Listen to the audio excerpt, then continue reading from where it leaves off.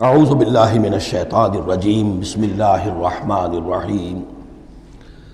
اس سے پہلے کہ ہم آگے بڑھیں، جو آخری مضمون آیا تھا، جو آیات ہم پڑھ چکے ہیں، ان کے ضمن میں ایک وضاحت ضروری ہے۔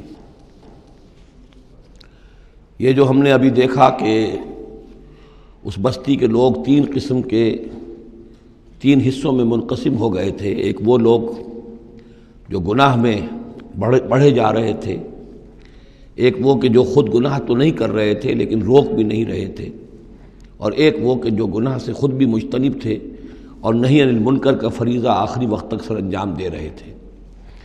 صراحت کے ساتھ یہاں جو فرمایا گیا کہ ہم نے بچایا کس کو، فَأَنْجَيْنَا الَّذِينَ يَنْهَوْنَ عَنِ السُّوءِ، بچایا ہم نے ان کو کہ جو روک رہے تھے بدی سے۔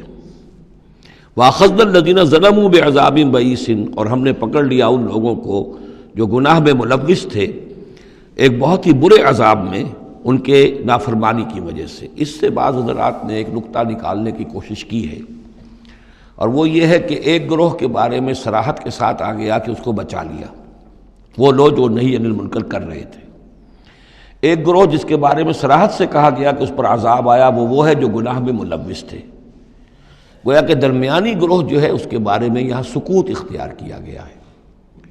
ان کو ایک طرح سے امید دلائی جا رہی ہے کہ جو لوگ گناہ سے مجتنب رہیں گے، اگر وہ خود گناہ میں ملوث نہیں ہوئے ہیں تو اس عذاب سے کہ دنیا میں آتا ہے اس سے وہ بچا لیے جائیں گے۔ اور یہ بہت بڑی غلط فہمی ہے۔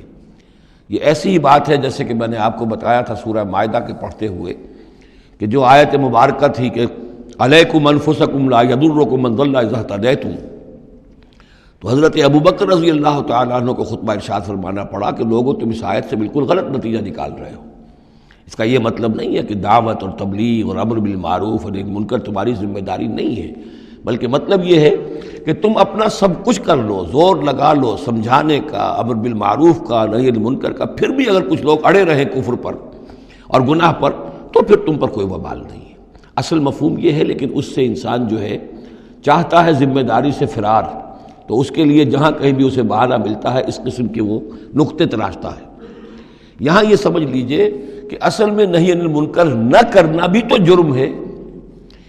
فَأَخَذْنَا الَّذِينَ ظَلَمُوا، ظلم جو لوگ ظلم کر رہے تھے، ایک دوہرا ظلم کر رہے تھے کہ گناہ میں ملوث بھی تھے اور اس میں ملوث تھے، اور دوسرے وہ لوگ تھے کہ جو اگرچہ ملوث نہیں تھے لیکن یہ کہ وہ روک نہیں رہے تھے۔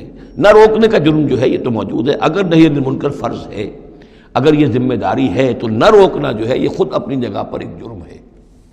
اس کے لیے میں آپ کو اصل میں ایک حدیث سنا دینا چاہتا ہوں، جو حدیث اس معاملے میں سمجھتا ہوں کہ آخری اور نص قطعی کی حیثیت رکھتی ہے۔ اور یہ حدیث جو ہے مولانا اشرف علی تھانوی رحمۃ اللہ علیہ نے خطبات جمعہ جو مرتب کیے ہیں ان میں اس حدیث کو شامل کیا ہے، اور یہ حدیث قدسی ہے۔ اوحى اللہ عز وجل الی جبرائیل علیہ الصلاۃ والسلام ان اقلب مدینہ کذا وکذا باہلھا، اللہ تعالیٰ نے وحی کی حضرت جبرائیل کو کہ فلاں فلاں شہروں کو تلپٹ کر دو، الٹ دو، جیسے کہ عامورہ اور صدوم کے شہروں کے بارے میں حکم آیا۔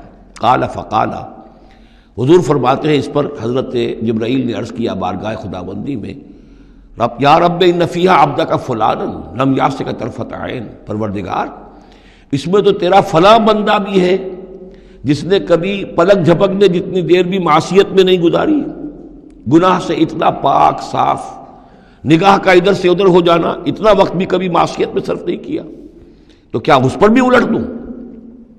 قال فقال، حضور نے فرمایا اس پر اللہ تعالیٰ نے ارشاد فرمایا اقلبھا علیہ وعلیہم، الٹو اس بستی کو، پہلے اس پر پھر دوسروں پر۔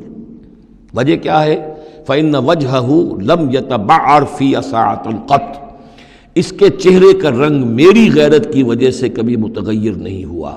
یہ خود تو گناہ سے بچا رہا لیکن گناہ پھیلتے رہے، شریعت کی دھجیاں بکھرتی رہیں، اللہ تعالیٰ کے احکام کا مذاق اڑایا جاتا رہا، اور یہ اپنے دھندے میں لگا رہا، کاروبار میں لگا رہا، یا اپنے نوافل میں لگا رہا، مراقبوں میں لگا رہا، ذکر اذکار میں لگا رہا، تو یہ دوسروں سے بڑھ کر مجرم ہے۔ اقلبھا علیہ، اقلبھا علیہ وعلیہم، الٹو اس بستی کو، پہلے اس پر پھر دوسروں پر۔ فإن وجہہ لم یتبعر فی ساعۃ قط۔ اور دوسرے یہ کہ قرآن مجید میں سورہ انفال اب بہت قریب آ گئی ہے، ہم پڑھیں گے جلد ہی، وہ آیت مبارکہ بھی نص قطعی ہے قرآن کے حوالے سے، یہ تو حدیث کے حوالے سے ہوئی۔